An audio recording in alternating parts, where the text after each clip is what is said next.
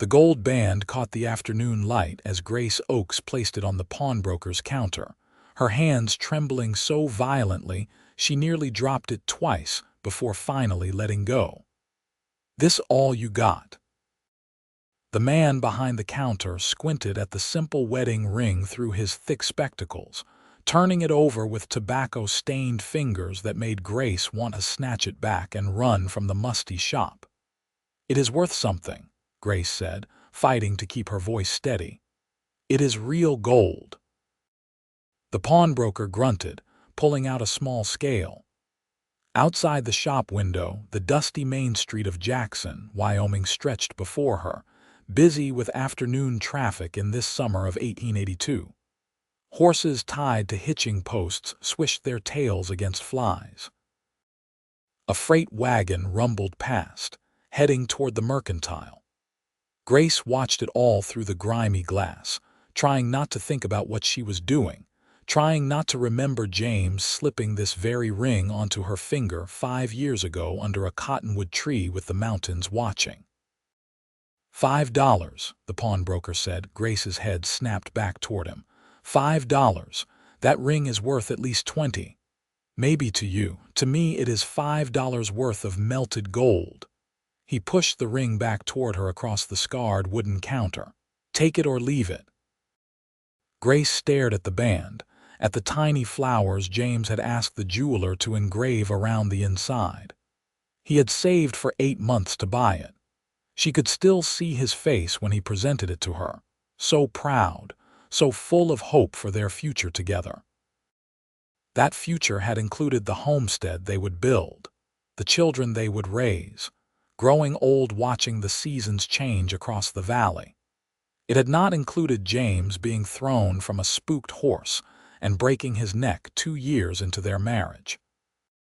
It had not included Grace trying to work their 160 acres alone, watching their savings dwindle, then disappear. It had not included the cruel reality that a woman alone could not make enough to survive, not when the crop failed, not when the winter had been so harsh, not when the last of her canned goods were gone and her stomach had been empty for 2 days. "I will take it," she whispered. The pawnbroker nodded, counted out $5 silver, and swept the ring into a drawer before Grace could change her mind. She gathered the coins in her handkerchief, the metal cold against her palm, and walked out into the bright July sunshine feeling like she had just buried James all over again. The mercantile was 3 buildings down. Grace walked slowly, aware of how loose her dress had become, how her boots needed new soles, how she must look to the respectable townspeople who passed her on the wooden sidewalk. She had been one of them once, married and hopeful. Now she was just another struggling widow, and Jackson had plenty of those. Inside the mercantile, she bought flour, cornmeal, a small bag of beans, and a precious quarter-pound of salt pork. The supplies took 4 of her $5. She tucked the last dollar into her boot and carried her parcels back out into the afternoon heat, trying not to calculate how long these provisions might last if she was very, very careful. "Mrs. Oakes." Grace turned to see Sally Henderson hurrying toward her, parasol bobbing above her elaborate hat. Sally had been at her wedding, had brought soup after James died, had slowly stopped visiting as Grace's circumstances became an uncomfortable reminder of how quickly fortune could turn. "Sally." "How nice to see you." "I have been meaning to call," Sally said, slightly breathless. "How are you managing out at the homestead?" The polite lie rose automatically to Grace's lips. "Well enough, thank you. I heard you might be looking for work." "My cousin mentioned needing help at the boarding house, washing linens and such. The pay is not much, but it is something." Grace felt heat rise to her cheeks. 2 years ago she would have been the one offering charity, not receiving it. "That is kind of you to think of me. I will consider it." Sally's expression turned pitying. "Grace, there is no shame in needing help. These are difficult times for a woman alone. "I manage," Grace said, more sharply than she intended. She softened her tone. "Truly, Sally, I appreciate your concern. I should get these supplies home before the heat spoils the pork." She escaped before Sally could press further, before the pity in those kind eyes could crack the careful shell Grace had built around her pride. The walk back to where she had left her wagon seemed longer than usual, the parcels heavier. Her horse, an aging mare named Bess who had been James's before the accident, stood patiently in the shade behind the land office. Grace was loading her supplies into the wagon bed when she heard men's voices rising from the pawnbroker's shop she had left not 20 minutes before. "I said I want to see everything you got in gold," a man's voice said, deep and firm. "Rings, watches, all of it." "Now see here, I am a legitimate businessman," the pawnbroker sputtered. "Never said you were not. Just want to look at what you got." Grace should have climbed into her wagon and left. What happened in the pawn shop was none of her concern. But something in that voice made her pause, made her glance back at the shop door. A man stood in the entrance, tall and lean in dusty traveling clothes, a battered hat pushed back on his head. Even from a distance, she could see the way he held himself, relaxed but alert, like men who spent their lives outdoors, ready for whatever might come. A horse was tied nearby, a fine buckskin gelding with good lines and intelligent eyes. The pawnbroker scurried out, arms full of various items which he spread on a table the cowboy had dragged into the sunlight. Grace watched as the tall man examined each piece carefully, holding them up, checking weights and quality with the eye of someone who knew his business. Then he picked up a simple gold band, turned it to catch the light, and went very still. Grace's breath caught. Even from where she stood, she knew which ring he held. She should look away, should leave, but her feet seemed rooted to the dusty ground. "How much for this one?" the cowboy asked. "That one just came in. $10, you lying cheat," the cowboy said mildly. "You did not pay more than $5 for it, and we both know it. The price is $10 if you want it." The cowboy studied the ring another moment, then nodded. "All right, $10. He counted out the money from a worn leather wallet, pocketed the ring, and turned away from the pawnbroker's greedy grin. Grace finally unfroze, turning quickly back to her wagon, fumbling with Bess's reins. She did not want him to see her face, did not want a stranger to witness the tears that suddenly threatened. It was just a ring, she told herself fiercely. Just a piece of metal she had needed to sell to survive. It meant nothing that someone else owned it now. "Madam, excuse me, madam." Grace's hand stilled on the reins. She took a breath, wiped quickly at her eyes, and turned. The cowboy stood a few feet away, hat in hand. Up close, she could see he was younger than she had first thought, perhaps 25 or 26 to her own 23 years. His face was weathered from sun and wind, but handsome in a lean, angular way. Dark hair curled slightly over his collar, but it was his eyes that caught her, gray-blue like storm clouds and filled with an emotion she could not quite name. "Yes." Her voice came out steadier than she felt. "This might be forward of me, madam, but I could not help noticing you came from that pawn shop earlier, and then I saw this." He held up the ring. "It has flowers engraved inside, and a date. June 14, 1877. Grace's throat tightened. She could not speak. "My name is Quinn Lawson," the man continued gently. "I have been trailing through Wyoming looking for ranch work, and I stopped in Jackson to rest my horse and get a decent meal. But when I saw all those rings in that pawn shop, I got to thinking about my own mother, who had to sell her wedding ring after my father died. She never got over it, losing that ring. Said it felt like losing him all over again." "I am sorry for your mother's loss," Grace managed. "But I do not see what that has to do with me." Quinn turned the ring between his fingers. This ring was not sitting in that shop gathering dust. It still shines. Someone took care of it, loved it, and when I saw you standing here, saw your face when I picked it up, well, he paused. Is it yours? Grace lifted her chin. It was. I sold it. That makes it yours now. Why did you sell it? That is none of your concern, Mr. Lawson. No, madam, I suppose it is not. He stepped closer, and Grace caught the scent of leather and horse and sage. But I am going to make it my concern anyway. Because I do not think you wanted to sell this ring. I think you needed to. And I think that whatever made you need to, you are probably too proud to ask for help with. My circumstances are my own affair, Grace said stiffly. They are, Quinn agreed. But this ring, right now, that is my affair. I paid $10 for it, and I can do whatever I want with it, so here is what I am going to do. Before Grace could step back, he reached for her left hand. She pulled away. Mr. Lawson, please, he said quietly. Just let me do this one thing. Something in his voice, in those storm cloud eyes, made Grace go still. Slowly, she extended her hand. Her ring finger was bare, paler than the rest where the gold had protected it from the sun. Quinn slipped the ring back onto her finger. It slid into place like it had never been gone, settling into the slight indentation it had worn in her skin over 5 years of wearing. There, Quinn said softly. That is where it belongs. Grace stared at the ring, then at Quinn, then back at the ring. Her vision blurred. I cannot accept this. You paid for it. I have no way to repay you. I do not want repayment. Then what do you want?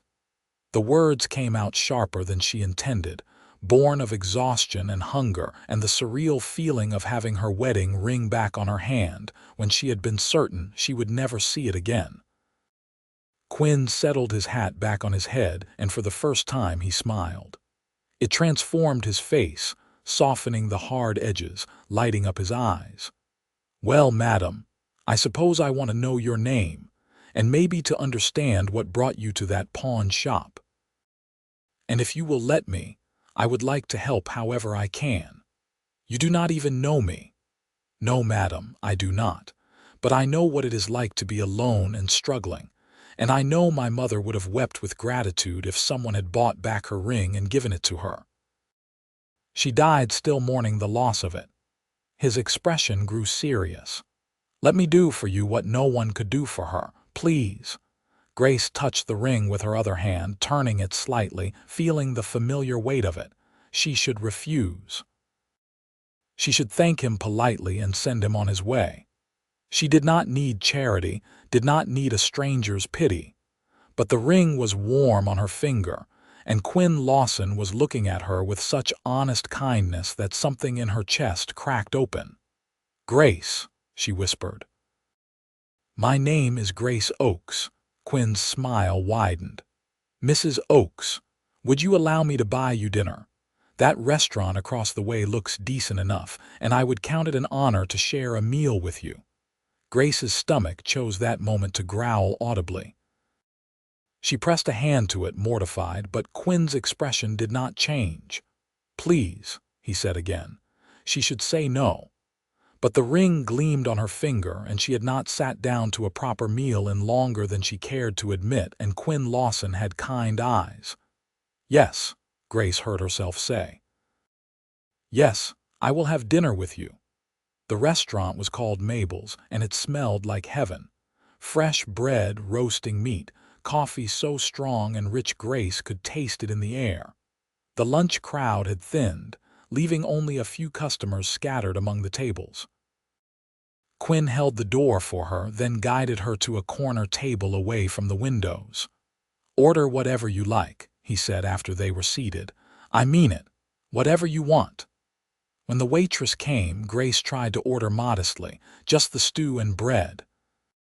But Quinn interrupted, ordering pot roast with potatoes and carrots, fresh green beans, pie, coffee, and milk. That is too much, Grace protested after the waitress left. Then we will get you a basket to take home what you do not finish, Quinn said easily. No shame in that. They sat in silence for a moment. Grace twisted the ring on her finger, still not quite believing it was there. Quinn watched her with those observant eyes, patient, not pushing. "My husband died," Grace said finally. 2.5 years ago, we had a homestead about 8 miles north of town. After he passed, I tried to keep it going, but—" She trailed off, shrugging. "Everything that could go wrong did. Bad weather, crop failure, fence repairs I could not afford. I sold off our cattle one by one, then the chickens, then the tools. Today I sold my ring because I had not eaten in 2 days and I was out of options." Quinn's jaw tightened. 2 days. "I am not telling you this for pity," Grace said quickly. "You asked and I am explaining, but I do not need anyone to feel sorry for me. I am managing." "Are you?" Quinn asked gently. "Because from where I am sitting, it seems like you have been doing everything alone for so long that you have forgotten what it is like to let someone help." "I do not need help. Everyone needs help sometimes, Grace. There is no shame in it." The waitress returned with their food before Grace could respond. The sight and smell of the meal made her dizzy. Hot meat, swimming in rich gravy, potatoes that had been roasted until their edges crisped, vegetables that were not limp or old, fresh bread with butter melting into the warm crust. Grace picked up her fork, determined to eat slowly, to maintain her dignity. But the first bite hit her empty stomach, and she could not help herself. She ate quickly, efficiently, barely tasting it in her need to fill the gnawing emptiness inside her. Quinn ate his own meal without comment, occasionally refilling her coffee cup or passing the bread basket. He did not stare, did not make her feel ashamed of her hunger. He simply let her eat. Finally, Grace pushed back from her plate, more satisfied than she had been in months. The waitress had wrapped up the remaining food and a neat package sat waiting beside Grace's elbow. "Thank you," Grace said quietly, "for the meal and for the ring. It was more kindness than I deserved from a stranger." "Why would you not deserve kindness?" Quinn asked. "Because I should be stronger, should have planned better, should not have let things get so desperate. Grace, your husband died and left you alone trying to work a homestead. That would break most men, let alone a woman on her own. The fact that you have lasted this long, that you have not given up, that takes more strength than you give yourself credit for." Grace blinked hard, fighting the tears that threatened again. She was so tired of crying. "What do you want from me, Quinn Lawson? Why are you doing this?" Quinn was quiet for a long moment, turning his coffee cup in slow circles on the table. "I told you about my mother. What I did not tell you is that she died when I was 17. Died worn out and beaten down because she had no one to help her, and she was too proud to ask. I have spent the last 8 years working ranches, trailing cattle, doing whatever work I could find. I have saved most of what I have earned, living rough and simple. And the whole time, I kept thinking that someday I would find someone who needed help, the way my mother needed it, and I would have the means to make a difference." He met her eyes. "Then today I walked into that pawn shop and saw your ring sitting there, and I saw you at your wagon. And I thought, here she is. Here is someone who needs help, who would probably die before asking for it, who is strong and brave and doing her best. And I have the means to help. So that is what I want to do, help you. No strings, no expectations, just let me help." "For how long?" Grace asked. "Until your conscience is clear. Until you have paid whatever debt you think you owe your mother's memory." The words came out harsher than she intended, but Grace was exhausted and overwhelmed and afraid to trust this sudden kindness. Quinn did not flinch. "For as long as it takes. Or as long as you will let me, whichever comes first. I cannot pay you back. I did not ask you to. People do not just help for no reason. Everyone wants something. Then maybe I want to know that at least one person I tried to help made it through to the other side," Quinn said. "Maybe that is what I get out of this. The knowledge that I made a difference when it mattered. Grace studied him across the table, this stranger who had walked into her life and turned it upside down in the space of an hour. He looked back at her steadily, no guile in his expression, no hidden agenda that she could detect. "What exactly are you proposing?" she asked finally. "Let me see your homestead. Let me assess what needs doing. I have saved about $400 over the years. That money has been sitting in banks across the West, waiting for something worth spending it on.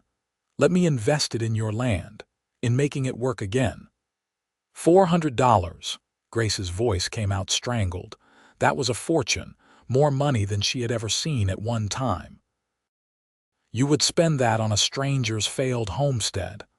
I would invest it in a future worth building," Quinn corrected. "Yours. And maybe, if you would let me, mine too." "What does that mean?" Quinn leaned forward, his expression intent. "It means I have been looking for a reason to stop drifting, for a place to put down roots, for something or someone worth staying for. I felt it the moment I picked up that ring, Grace. Something told me this was important, that you were important. Call it instinct, call it fate, call it whatever you like, but I am asking you to take a chance. Let me help you save your homestead. Let me work beside you to make it thrive again, and let us see what grows from there." "You do not know me," Grace repeated weakly.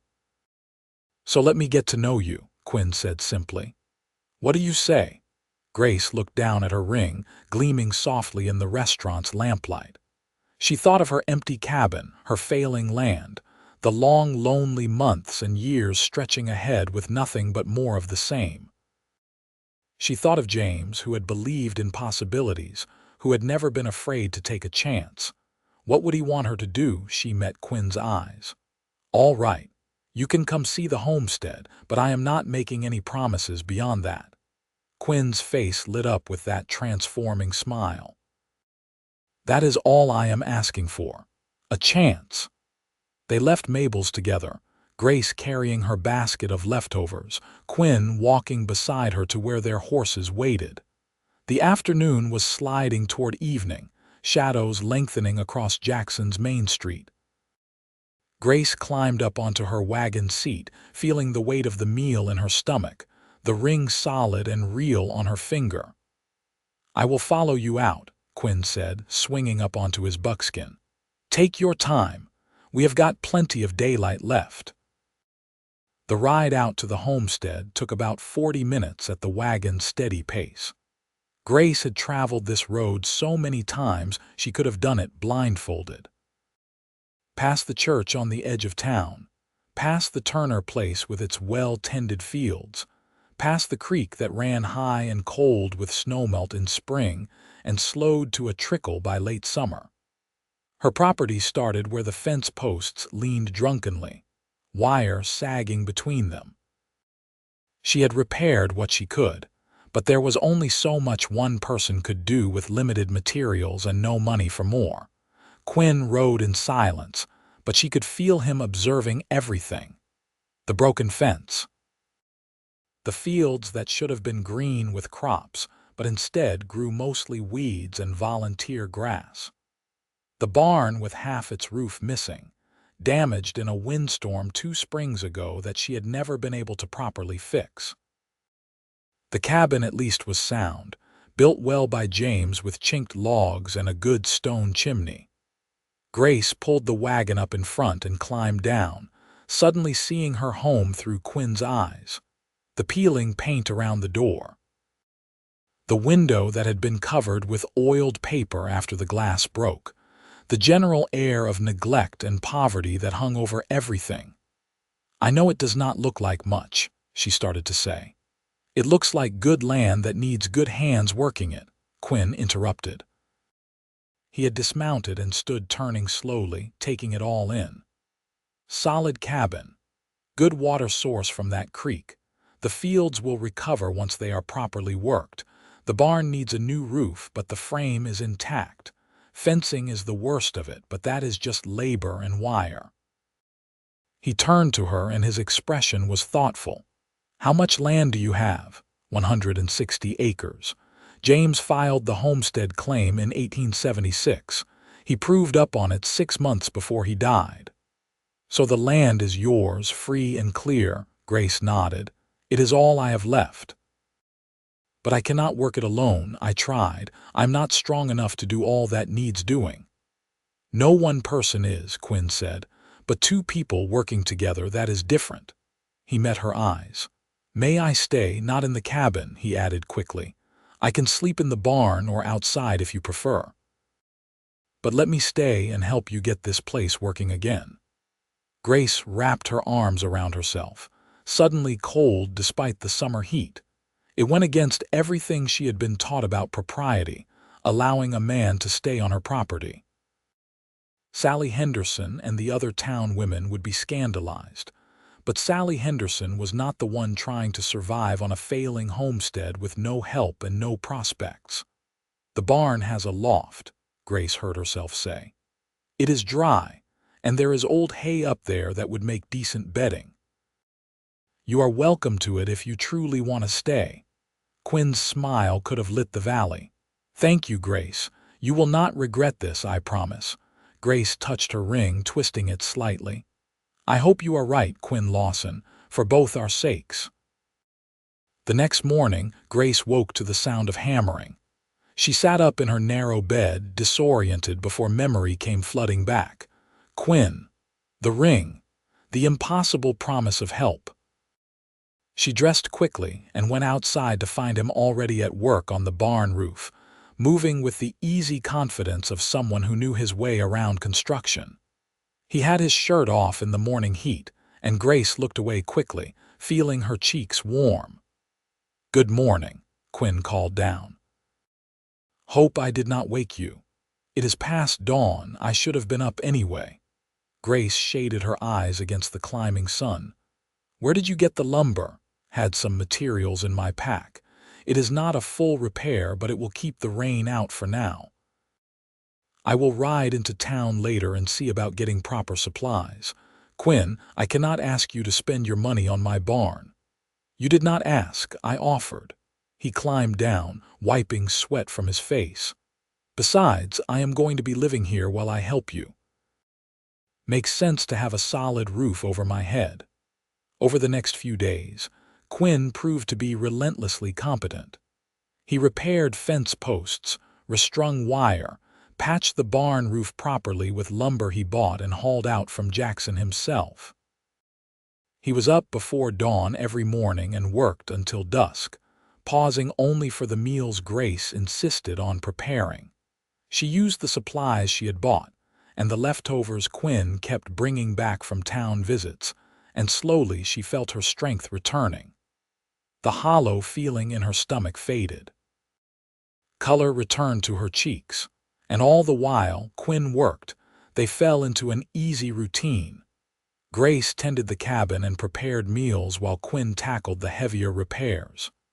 In the evenings, they sat on the porch steps and talked, watching the sun set behind the mountains. Grace learned that Quinn was 26, originally from Kansas, orphaned young and on his own since. He had worked ranches from Texas to Montana, saved his money, dreamed of having his own place someday. He was easy to talk to, with a dry sense of humor that surprised laughter out of her when she least expected it. And slowly, carefully, Grace felt something inside her begin to thaw. The hard knot of grief and loneliness she had carried for so long started to loosen. She caught herself looking forward to Quinn's company, to the sound of his voice, to the way his eyes crinkled when he smiled at something she said. It terrified her. One evening, about 2 weeks after Quinn had arrived, they sat on the porch watching heat lightning flicker on the horizon. Quinn had been unusually quiet through dinner, and now he cleared his throat. I have been thinking, he said, about the fields. We have about 6 weeks before we need to worry about frost. If we planted turnips and beets, maybe some late cabbage, we could still get a crop in. Not enough to sell, but enough to see you through the winter. Us, Grace said without thinking. Enough to see us through the winter." Quinn turned to look at her, something warm and hopeful in his expression. "Us?" Grace felt her cheeks heat. "I only meant if you are planning to stay through harvest, I assumed." "I am planning to stay as long as you will have me," Quinn said quietly, "but I did not want to presume." They sat in charged silence for a moment. Grace twisted her ring, gathering courage. "Why did you really buy back my ring?" she asked. "The truth, Quinn. Not the story about your mother, though I believe that too, but why this ring? Why me?" Quinn was quiet for so long Grace thought he might not answer.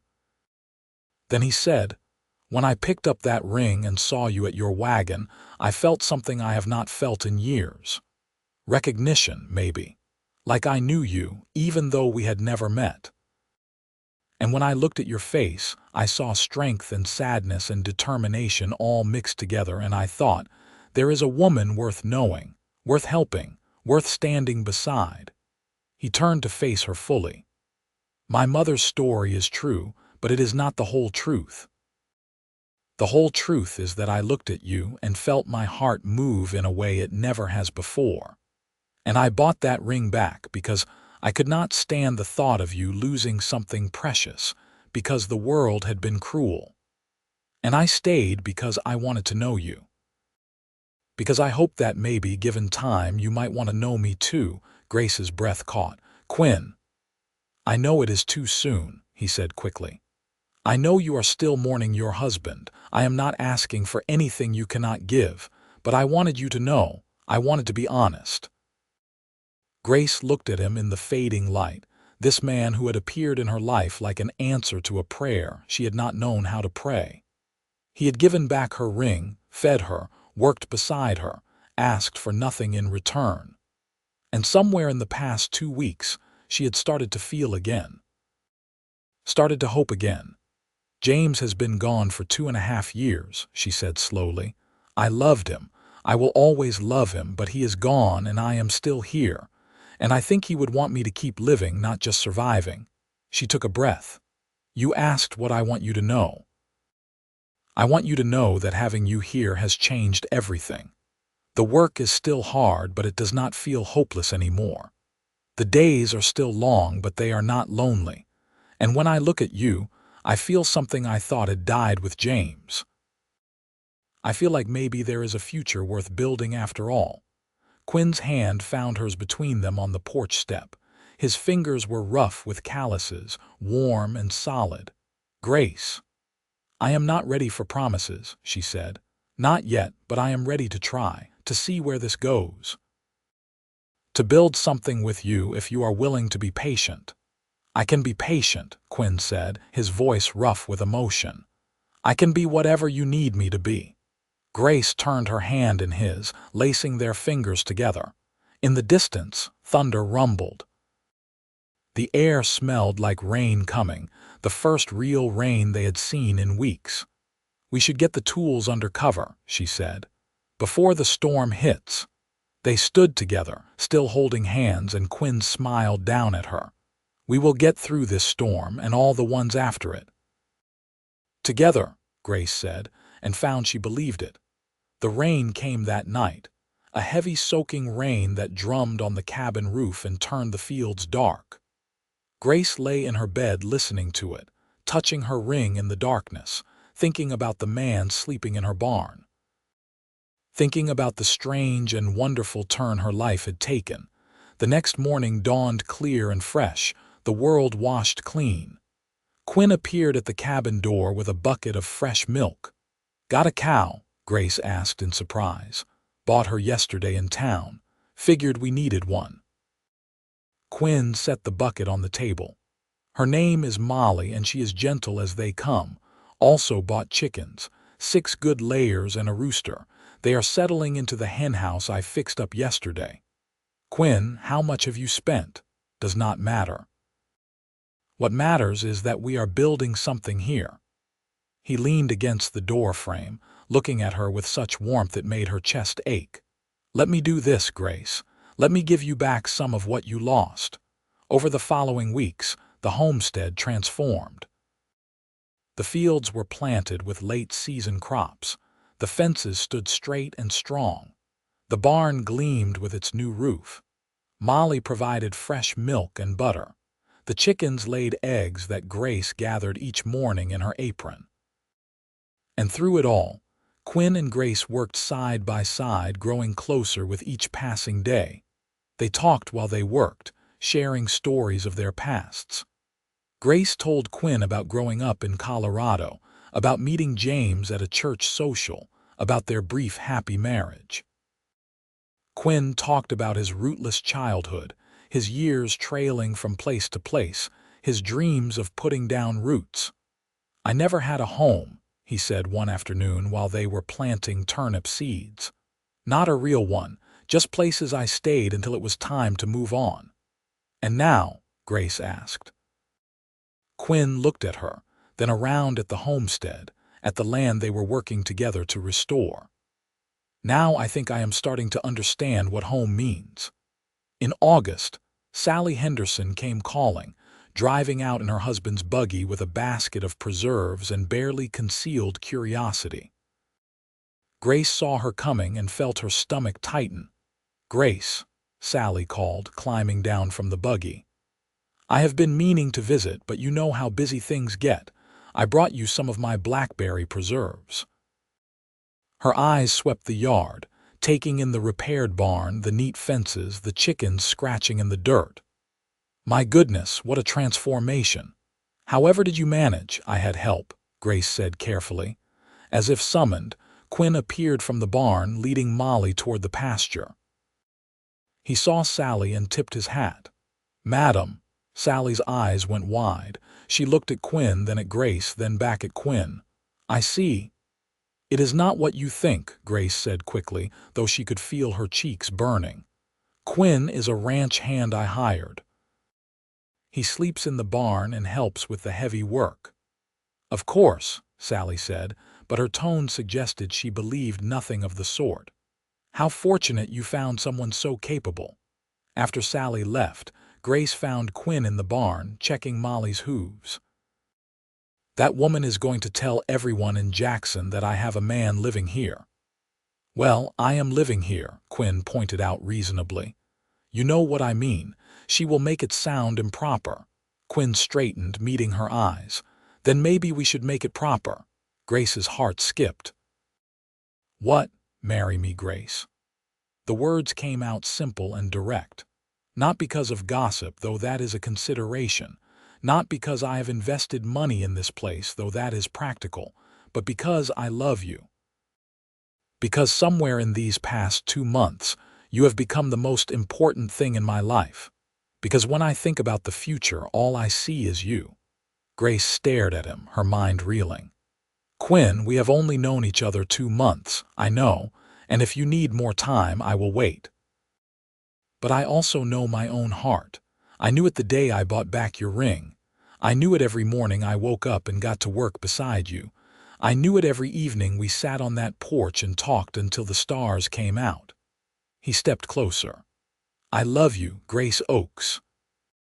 And I hope that you might love me too."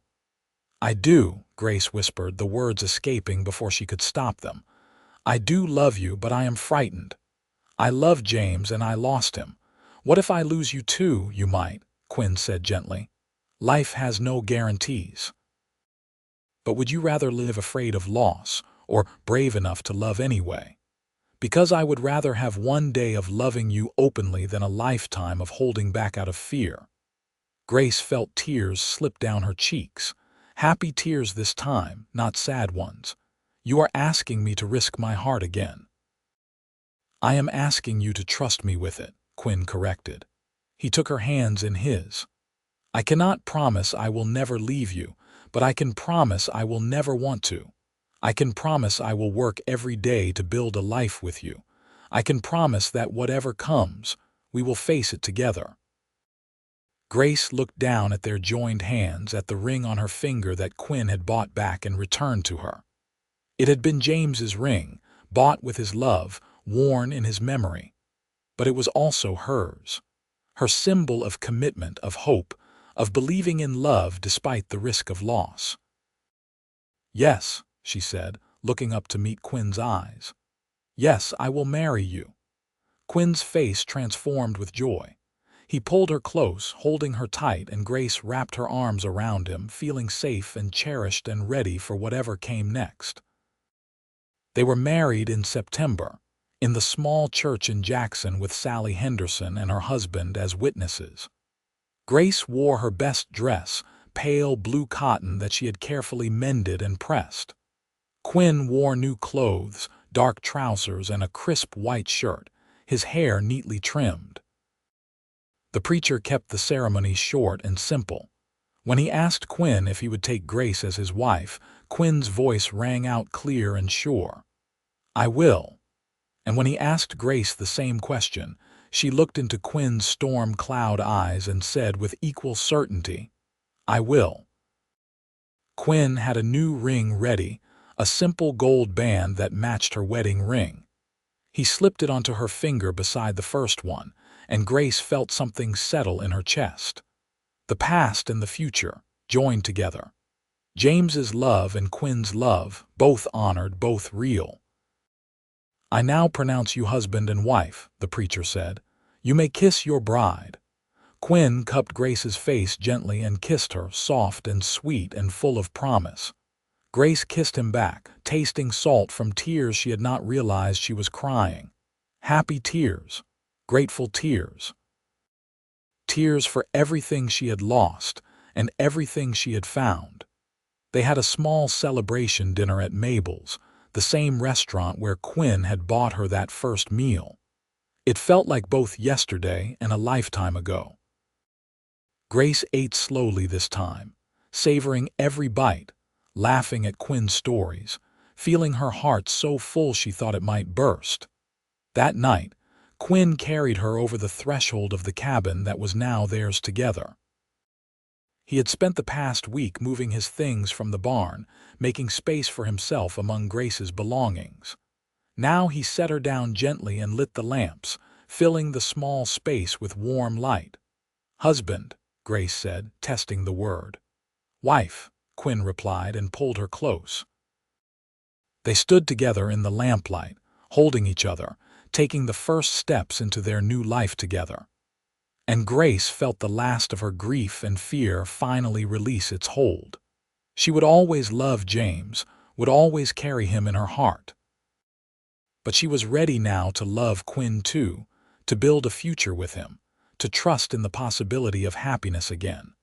The fall passed in a blur of work and joy. They harvested their late crops, storing turnips and beets and cabbage in the root cellar Quinn had dug. The chickens laid steadily, providing eggs to sell in town. Molly gave rich milk that Grace churned into butter. And slowly, steadily, the homestead became profitable again. Quinn proved to be everything Grace could have hoped for in a partner. He worked hard but knew when to rest. He was gentle with the animals and patient with setbacks. He made her laugh with his dry observations about their neighbors and their stubborn rooster. And at night, he held her close and whispered words of love until she fell asleep feeling cherished and safe. In November, Grace realized her monthly courses had not come. She said nothing at first, afraid to hope, afraid to jinx it. But as the weeks passed and her body began to change, she could no longer deny the truth. She told Quinn one evening after dinner, her hands twisted nervously in her apron. "I am with child." Quinn went very still. Then he crossed the room in 2 strides and swept her into his arms, spinning her around while she laughed and protested. "Careful, you will make me sick." "A baby," Quinn said, setting her down but keeping his arms around her. "We are going to have a baby." "Are you happy?" Grace asked, searching his face. "Happy," Quinn laughed, the sound full of wonder. "Grace, I am the happiest man in Wyoming, in the whole world." He placed a hand gently on her still flat stomach. "Our child, yours and mine. A family." Grace covered his hand with her own. "I was afraid to hope for this. After James died, I thought I would never have children, never have a family of my own." "You have a family now," Quinn said firmly. You have me, and soon you will have our baby, and whatever else comes, we will face it together." The winter was long and cold, but Grace barely noticed. She was wrapped in Quinn's love and the wonder of the life growing inside her. Quinn fussed over her constantly, insisting she rest, taking on even the lightest chores to spare her strength. "I am pregnant, not dying," Grace protested one afternoon when Quinn refused to let her carry water from the well. "You are carrying our child," Quinn corrected, "and I will be cursed before I let anything happen to either of you." The baby was born on a warm day in June, almost exactly a year after Grace had walked into that pawn shop and sold her wedding ring. The labor was hard, attended by the midwife from town and Sally Henderson, who had become a closer friend over the winter months. Quinn paced outside the cabin, wearing a path in the dirt, until finally the midwife opened the door and beckoned him in. Grace lay exhausted on the bed, sweaty and pale but smiling. In her arms was a tiny bundle, red-faced and squalling. "A boy," the midwife announced. "A healthy boy." Quinn approached slowly, almost afraid to breathe. Grace shifted the baby so he could see their son's face, scrunched and angry at the indignity of being born. "He is perfect," Quinn whispered. "He is ours," Grace said and held out a hand to Quinn. "Come meet your son." They named him James, after Grace's first husband, with Quinn as his middle name. It felt right to honor the past while celebrating the future. Baby Jamie had his mother's green eyes and his father's dark hair, and Quinn fell utterly in love from the first moment he held his son. The years that followed were full and rich. The homestead prospered under Quinn's capable management and Grace's careful planning. They expanded their herd, bought more chickens, planted larger crops each spring. Quinn built additions onto the cabin as their family grew, adding a proper bedroom for them and a smaller room for Jamie. In the winter of 1885, Grace gave birth to twin girls, Clara and Margaret, identical bundles of squalling energy that kept both parents running. Quinn proved to be a devoted father, patient and loving even during the sleepless nights and chaotic days. Jamie grew into a serious, thoughtful boy who loved following his father around the ranch, learning everything Quinn could teach him. The twins were wilder, always getting into mischief, but affectionate and bright. Grace watched her children grow with a heart so full of gratitude she sometimes had to pause in her work just to say a prayer of thanks. On their 5th wedding anniversary, Quinn surprised Grace with a new wedding ring. This one had small diamonds set into the gold, sparkling in the lamplight. "Quinn, this must have cost a fortune," Grace protested. "You are worth a fortune," Quinn said simply. "You are worth everything to me. I wanted you to have something beautiful, something that shows how much I love you." Grace threw her arms around him, kissing him thoroughly while the children giggled in the corner. "I do not need diamonds. I have everything I need right here." "I know," Quinn said, slipping the new ring onto her finger beside the original wedding band that had started their whole story. "But I wanted you to have it anyway. To remember that day in Jackson when a desperate widow sold her ring and a drifting cowboy bought it back. The day our lives changed forever." "I remember," Grace said softly. "I remember everything." She looked at her hand, at the 3 rings circling her finger, James's ring that Quinn had returned to her, representing her past and the love she had lost. The simple band Quinn had given her at their wedding, representing new beginnings and second chances. And now this beautiful new ring, representing their present and future, the life they had built together through hard work, faith, and love. 3 rings, she said. "Each one tells part of our story." "Our story is not finished yet," Quinn said, pulling her close. "We have got years ahead of us still." He was right. They did have years. Good years, full of love and laughter and the normal struggles of life. There were hard winters and dry summers, sick children and injured livestock, bad crops and good harvests. Through it all, Grace and Quinn stood together, facing whatever came as a team. Jamie grew tall and strong, eventually taking over much of the ranch work as Quinn's hair turned gray at the temples. The twins married within a year of each other, Clara to a banker's son from Jackson and Margaret to a fellow rancher's boy from the neighboring valley. Both stayed close, giving Grace and Quinn a passel of grandchildren who filled the homestead with noise and joy. In 1895, on a warm summer evening much like the one where Quinn had first proposed, they sat together on their porch watching the sunset. Their hands were clasped between them, rings glinting in the fading light. Quinn's hair was more silver than dark now, and Grace had laugh lines around her eyes, but they fit together as perfectly as they had from the beginning. "You ever think about that day in Jackson?" Quinn asked. "When I bought back your ring, I think about it all the time," Grace admitted. "How desperate I was, how hopeless everything seemed, how I thought my life was over. And now," Grace squeezed his hand, "now I know it was just beginning. I had to lose everything to find you. Had to sell that ring so you could buy it back. Had to hit bottom so I could learn to rise again." "I was so afraid you would say no," Quinn said.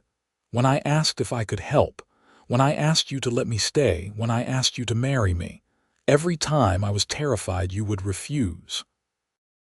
"I was terrified too," Grace confessed. "Terrified to trust again, to love again, to risk my heart after it had been so broken, but you made it impossible not to love you. You gave me back my ring and then you gave me back my life." They sat in comfortable silence as the stars began to appear overhead. Inside the house, they could hear Jamie moving around, getting ready to head home to his own wife and children. The twins would visit tomorrow, bringing the grandchildren for Sunday dinner. Life was full and busy and exactly as it should be. "I would do it all again," Quinn said quietly. "Every moment, every choice, every risk, all of it just to end up here with you." "So would I," Grace said, and meant it with every fiber of her being. She looked down at her rings, still wearing all three after all these years. The original band from James, now worn smooth with age. The simple band Quinn had given her, equally worn from years of work and life. And the beautiful diamond ring, still sparkling as brightly as the day he had given it to her. 3 rings, 3 loves. The love she had lost, the love she had found, and the love that had sustained her through everything. All of them part of her story, all of them precious, all of them leading her to this moment on this porch with this man who had changed her life. "Thank you," Grace said, turning to Quinn, "for buying back my ring, for giving me a second chance at happiness, for loving me when I thought I would never be loved again." "Thank you for letting me," Quinn replied, "for being brave enough to trust me, for building this life with me, for making every day an adventure worth living." He leaned over and kissed her, soft and sweet, the kiss of 2 people who knew each other deeply and loved each other completely. Grace kissed him back, tasting the promise of more years ahead, more sunsets watched together, more moments of simple, perfect joy. When they finally pulled apart, Quinn kept her hand in his, thumb brushing over her rings. "I love you, Grace Lawson. I love you too, Quinn Lawson, today, tomorrow, and all the days after that." As the last light faded from the sky and the stars wheeled overhead in their ancient patterns, Grace and Quinn sat together in the darkness, wrapped in love and contentment and the quiet satisfaction of a life well lived. The widow who had sold her ring for food had become a wife, a mother, a grandmother, surrounded by family and prosperity and love beyond measure. And it had all started with a desperate moment in a pawn shop, a kind stranger with storm cloud eyes, and a simple gold ring that had found its way home. 3 rings on her finger, each one a chapter in her story. Each one a reminder that even in the darkest moments, hope could survive. That love lost did not mean love was over. That second chances were real, and sometimes the best parts of life came after the worst. Grace touched her rings one more time, feeling their familiar weight, their precious presence. Then she leaned against Quinn's shoulder and watched the stars come out, grateful for every moment that had led her here, grateful for every moment still to come, grateful most of all for the cowboy who had bought back her ring and given her a future worth living. Their story had begun with an ending, with loss and desperation and a ring sold to survive. But it had become something beautiful, something lasting, something worth every risk and every tear. And as Grace drifted off to sleep that night in the arms of the man she loved, she knew with absolute certainty that her story had turned out exactly as it was meant to.